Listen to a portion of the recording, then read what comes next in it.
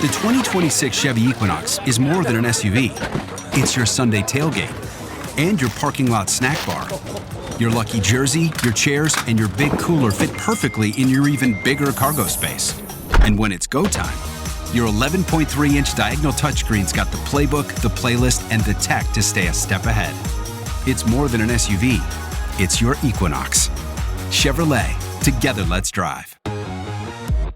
Pepsi Prebiotic Cola in original and cherry vanilla. That Pepsi taste you love with just 30 calories and no artificial sweeteners. Pepsi Prebiotic Cola.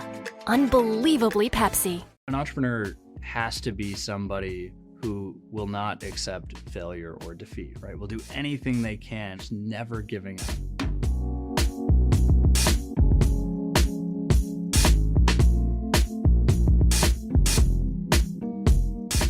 Troy Bondi, thank you so much for joining me. Thanks for having me.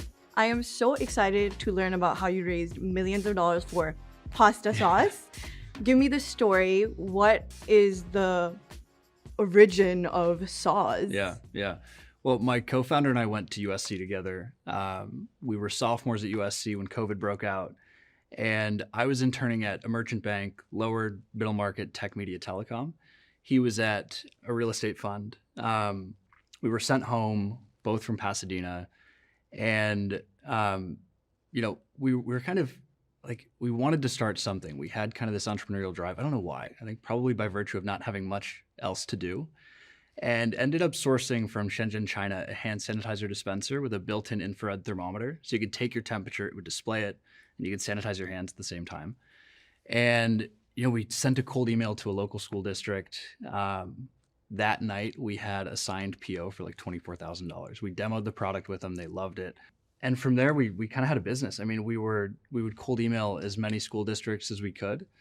And we'd sleep in this office. I'd sleep on the couch, my co-founder on the floor. And there was a single stovetop burner in the office. We'd cook pasta like 4 or 5 nights a week because it was quick and cheap and easy. And we'd go to like local grocery, Whole Foods, Sprouts, Ralph's, Target. And after like 2 weeks of cooking tomato sauce, we were tired of it. It was old Italian, tan label, cursive writing, visually nothing appealing. And by virtue of that, we defer to flavor. And on the flavor side, marinara, arrabbiata, tomato, basil, roasted garlic, like totally commoditized, right? So, we knew the COVID-based business wasn't going to last. We got really lucky. We scaled it almost to 7 figures in like 90 days. It went straight up and it came straight back down. But, we knew we had to do something else. Like either I was going back to banking or we were taking another shot and hoping that it would work, right? And so somehow we felt like tomato sauce was the lowest hanging fruit. There was clear opportunity on brand to appeal to a younger generation of consumers. And on product, it was wide open. Like we could do anything, right?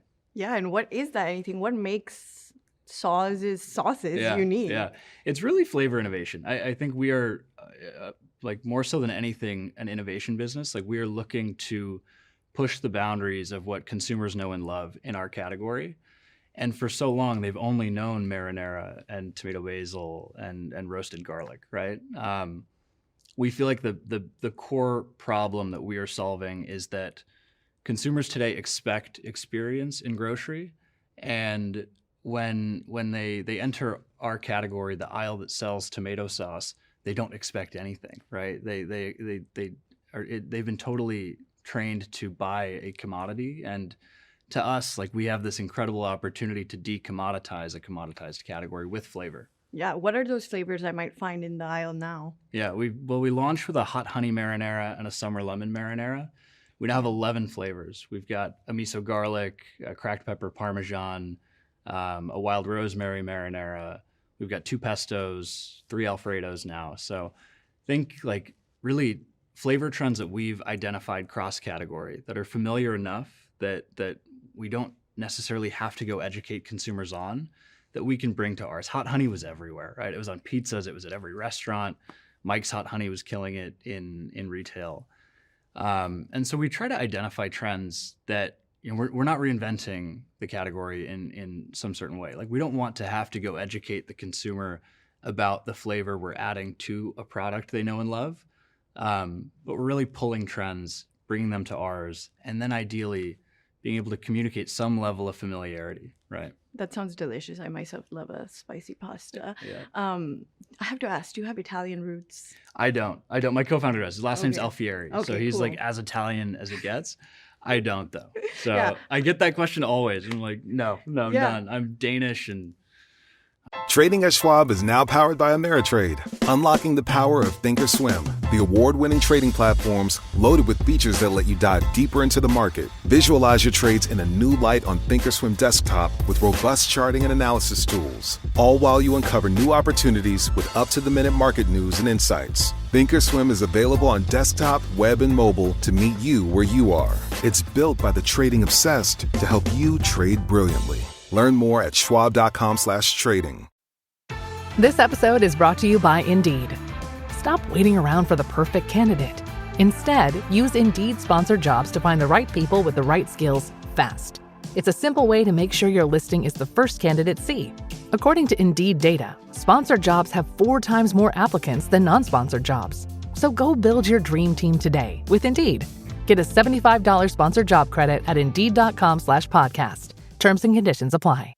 I don't know. I honestly don't know where I'm from. Yeah. How do the Italians feel about this pasta sauce innovation? Yeah. You think they'd be on board? No, it's funny. We actually contracted early. We tried to contract a famous chef in LA, and you probably know his name if I told you. And we sat down with him and we told him what we wanted to do. And he said, "I like tomato sauce. I like the category. I like the opportunity. But what do you want to do different?" And we told him we want to innovate on flavor. We want to put hot honey and lemon in a marinara. And he said, "You put hot honey?" And he was so mad. Like he was like viscerally angry at us. And he said, "No way. It'll never work." Right. And so we ended up having to kind of innovate on flavor ourselves. And we wanted somebody with a deep culinary background in Italian foods to do it.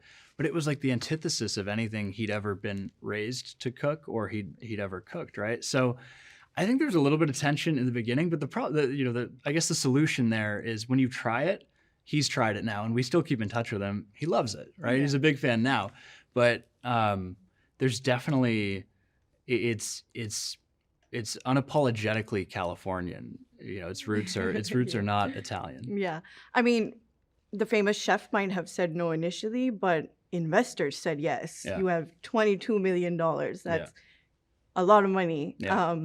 How did that happen? Yeah, I think it's been a long time coming, but we launched in Erewhon in Southern California in 10 stores, the place to see and be seen. It's like the influencer hotspot. And pretty quickly, we started with 2 single facings in the top right corner, like you could barely see us. And after a couple of months, we were the top selling tomato sauce brand with like the whole shelf at Erewhon, right? I think at that point, we'd proven that we could sell product in LA, New York, Miami, and Chicago. But the real test in the beginning in fundraising, there was a ton of investor pushback on whether the product could scale outside of the 2 coasts, right? And I think what we've done and what really influenced us to think more so about everybody in between LA and New York is that when we think about innovation, we're actually curating innovation for the palate of the consumer shopping at Target in Toledo, right? Like I'm looking at Wingstop, I'm looking at Buffalo Wild Wings, I'm looking at the Chick-fil-A sauce menu, and I'm trying to innovate in a way that actually will appeal more so to Middle America, to conventional and mass grocery than it will, Whole Foods and Sprouts. And so I think the beautiful thing there is that we are a better for you, great tasting, healthy product that can win, and we've proven can win at Erewhon and in natural. But we've been able to build this brand that, in comparison to most in the category, has huge TAM implications. So like innovation for me is actually an opportunity to expand TAM, and whereas in most other categories it kind of shrinks TAM. I think venture has bought into that for sure. And we've also built a product platform unlike anybody else in the category, right? Everybody in our set is playing in Italian foods. We're a sauce brand, we think about it often. We won't do it in the near term, but we could go launch a barbecue sauce tomorrow and it would kind of fit the brand ethos. We could do a miso-garlic barbecue and consumers would love it. And so I think, building an incredible data story, being able to curate data that is best in class, not only in LA, in the bougiest grocery store in the world, but also in middle America at Target, and kind of rewriting the playbook of fundamentally shifting consumer expectations in the category and being able to be incremental in the sense that we're not pulling dollars from the others, we're actually bringing new dollars into the set. And that's where, real money can be made. Yeah. So you landed Chef Space before you got funding? Yeah, we self-funded with the previous business. We put everything on the line, and we really did kind of risk every dime we had to get shelf space at Erewhon. So it was funny, even like it's stereotypical of young founders, but the first product run we had, we printed the labels. We were running like 20,000 jars of product, a big production run because we had to meet minimums. And product came off the line. We saw it in store for the first time, and every label was torn up on the front, right? And so we called our manufacturer. We said, "What happened?" He said, "What do you mean? They came off the line perfectly. I put them in the cardboard boxes. We sent them out, and there they were." The label manufacturer had forgotten to varnish the front of every label. So every time they hit the cardboard boxes, they would just be destroyed, right? And so it was funny. We lost probably half of the cash that my co-founder and I had contributed off the bat because we had to scrap the first production run. But we did. We self-funded until probably our first, we took a little bit of venture before we landed at Erewhon from Palm Tree Crew, which is Kygo's venture arm. Interesting. And they were early. I mean, they took a big bet on us, right? We had product and that was really it. But after that production run that had kind of scrapped a bit of our dollars, we knew we had to go out and raise some money. Yeah, but if you were able to, bootstrap your way into Erewhon, why do you need 22 million? That's a lot of money. Yeah. Well, I think the implications of what we're doing are far greater than tomato sauce alone. Okay. And that's one point. Innovation is not cheap. And the other is that we want to do all that we can to drive trial. Like, we are so confident that we've built this flywheel of reacquisition by virtue of having incredible product, experiential product. We joke that whether a consumer tries hot honey marinara and loves it or hates it, they're never going to forget it. Yeah. Right? You go buy a basic marinara and you compare it to another on shelf, they're forgettable in many ways, right? And there's a lot of great brands that we compete with, but it's difficult to differentiate in that way. For us, we are as different as anyone could ever be. And so, a lot of it will be costly innovation, some SKU expansion, door count and distribution growth. And then I think you'll see more celebrity integrations and a lot of influencer, a lot of marketing spend that we otherwise, now we have the firepower to really market the brand. What we've built today up until now is almost entirely organic, right? So we'll see. It's exciting. You talked about your entrepreneurial drive earlier. Do you feel like Sauz has itched it?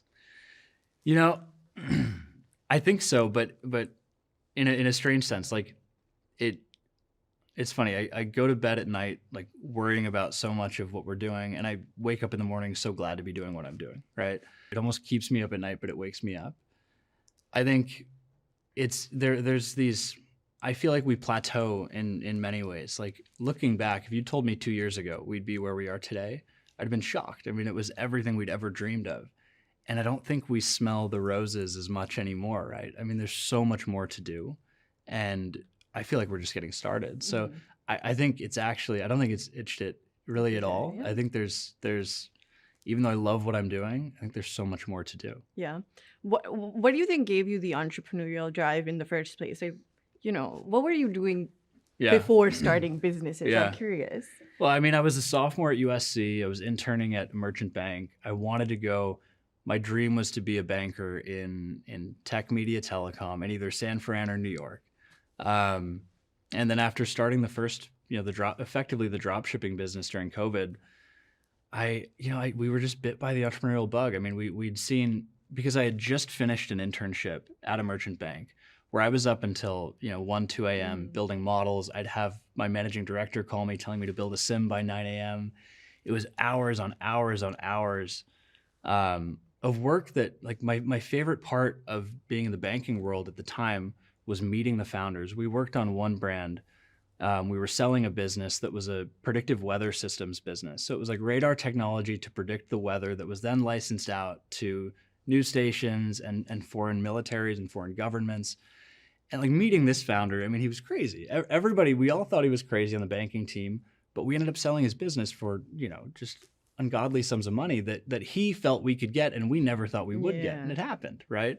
And so I think I did not love the part of banking that had me feeling like I wasn't creating value, that I was just almost pushing paper.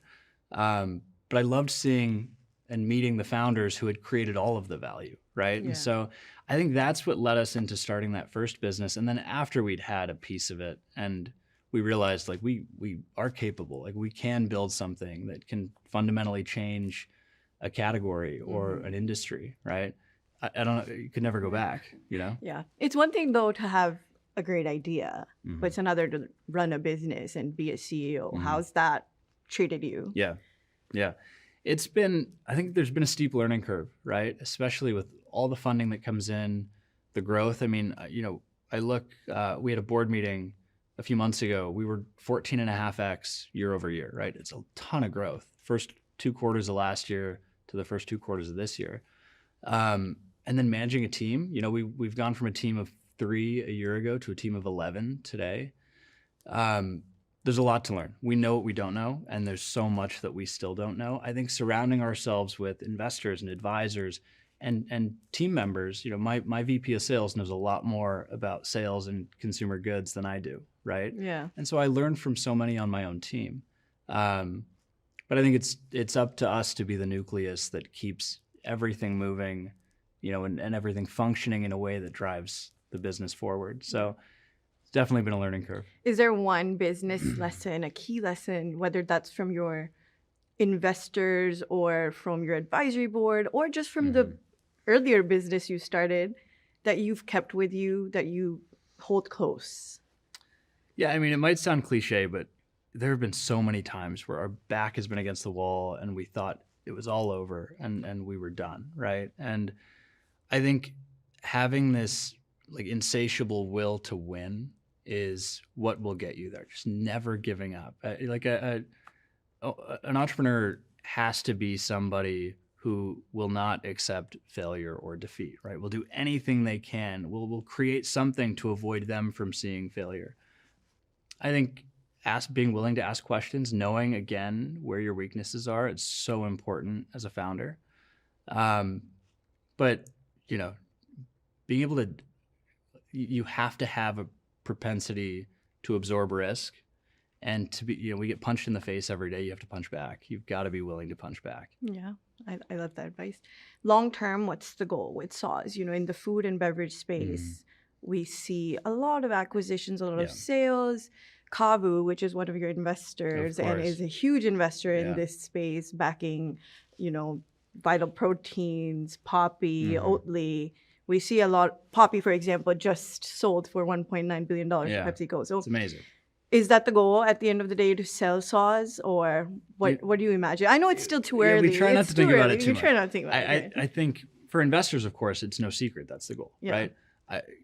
When Kavu is deploying capital, I think they feel they see a clear vision to an outcome, an amazing outcome like what they'd seen with Poppy. I think from the founder perspective, it's a little bit different. Like we have to look directly ahead and not 10 steps ahead at all times, right? It can be distracting to think about, the parachute at the end, but that's not, we're passionate about innovation, about, I love nothing more than being in the store and talking to the grocery teams and talking to the consumers and being able to bring excitement to a category that has had none of it for so long. We try not to think about it. Okay. So I think the best answer is I don't totally know. I think there's plenty involved that want an incredible outcome and our team does too, but we're not focused on that being the goal quite yet. Yeah. And, you mentioned that you talk to consumers a lot. Mm-hmm. One of the things that has come up a lot in this, space and, with our generation is we care a lot about sustainability. So how has that, been a factor for Sauz? Yeah.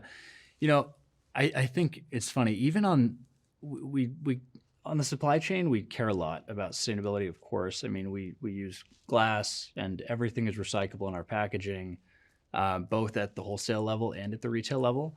But I think where we almost make more of an impact is on the marketing end. We really push for consumers to use emptied product in ways that maybe they never would think to. We see a lot of UGC content of like flowers being held in a jar of hot honey marinara, and like jars themselves being reused in ways that you might not otherwise think to if it was some sort of traditional tomato sauce that isn't a beautiful thing to look at in your living room, right? But across the board, I mean, we really do push on packaging primarily because we see a lot of, I see it firsthand when I walk the floors of manufacturing facilities and distributors. I think there's been a big push across the entire value chain to be as sustainable as possible, right? And I have to ask, just because it's such a hot industry right now, have you been using AI at all at Sauz, whether that's on the marketing end or on the back end for your business? Any sort of integrations with that? We're just onboarding a new ERP system, which is like resource planning across the entire business, really, from filling POs to booking freight, that is driven by proprietary AI. So I can't speak on it too much quite yet because I haven't had enough time to be able to say if it's fundamentally changed the way we do business. But I think also on the marketing end, it's funny when it feels like now, anytime we're in a meeting as a marketing team and we hit a wall or a roadblock in thinking about how to ideate, we go to GPT, right? And I think whether it gives us the answers or not, it allows us maybe to think in ways that we otherwise wouldn't be. Okay. And so we do. I think it's been interesting to see the evolution of the team. In when we feel like we're stuck, we do go to GPT sometimes to figure out if there's a solution that maybe we haven't thought of quite yet. I love that. So, yeah, that's a good practical use. Yeah. I almost forgot the most important question. Who's cooking the sauce? Oh, I know. It's not me and my co-founder anymore. I will say we had committed to this. It was like a big event at a club in LA, and they wanted 100 jars of sauce. And we didn't produce in time because all the jars that I told you were destroyed, we had to throw out. And so we actually did one time hot fill 100 jars of steam capped product in the kitchen, and it was the most difficult thing we've ever done in our lives. So we grew a certain level of respect for the manufacturers on the floor. But we cook in most of our product is cooked in the U.S. A lot of it is also cooked in Italy and Sicily. So nice. Yeah, it's it's definitely authentic in that way. But it's all over. Up in the Northeast and then out in Sicily. Okay. My last question for you, as a startup that's successfully broken into retailers and has landed shelf space, what is your advice to other young founders who are trying to land that shelf space? Yeah. I think the key really is innovating in a way that it offers you an opportunity to communicate more value to the consumer, right? For us, we're an innovation business, but innovation is what really gives us the opportunity to provide more perceived value to the shopper, right? The shopper looks at a regular marinara versus a hot honey marinara on shelf, and I think there is this level of value created by virtue of flavor innovation in our product. And that's really the key to unlocking for us distribution. It's the opportunity to communicate to the retailer that we can drive incrementality. We can be more incremental than anybody else in this category ever has been. We can bring new dollars to the set. We're not going to take we're not just going to cannibalize existing dollars in the category. We're going to bring new dollars in, and ideally it's a consumer that otherwise wouldn't be shopping the category. Generally it's Gen Z, millennial, majority female that we're engaging digitally and we're activating to bring into stores. So I think it's about really building product that is just innovative enough to communicate outsized value, and pairing it with brand that truly does resonate with a new consumer that you can bring incrementally to store. But how do you communicate that? Like, how do you get your foot in the door? Is it cold emailing? Yeah. Is it going to the store, just talking to someone? Yeah. What does that look like? That's what I want to know. Yeah, in the beginning, it was like knocking on doors effectively, right? It was going to Air One and figuring out who we had to talk to. Today, we have a sales team, of course, and so it's much different today. And there's traditional reset periods and submissions. But in the beginning, just like the first business we ran, every dime of revenue we generated in drop shipping this sanitizer product was via cold email, right? We would draft emails all day and we'd send them out in the morning. And next thing you knew, we had a $700,000 business in 3 months. And so in food, it's a little bit different. I think the barriers to entry in retail are much higher. Outside of the independents, the 1, 2, 3 store mom and pop shops that you can walk into and you can say, I'll give you a case of product. Let's see how it sells. Yeah. And if it sells well, you'll buy some more. But it's, you kind of, there's stepping stones to the point where, you'll have retailers coming to you. Target approached us in the beginning, right? We did not expect to gain Target distribution when we did. But I think if you can communicate this vision of being able to grow a category in an outsized way, any retailer is going to resonate with that, right? Yeah, that. So, Well, thank you so much for joining me. Thank you. I'm very excited to go try some hot honey marinara. you got a lifetime supply. I'm happy to be here. Thank you. Appreciate it.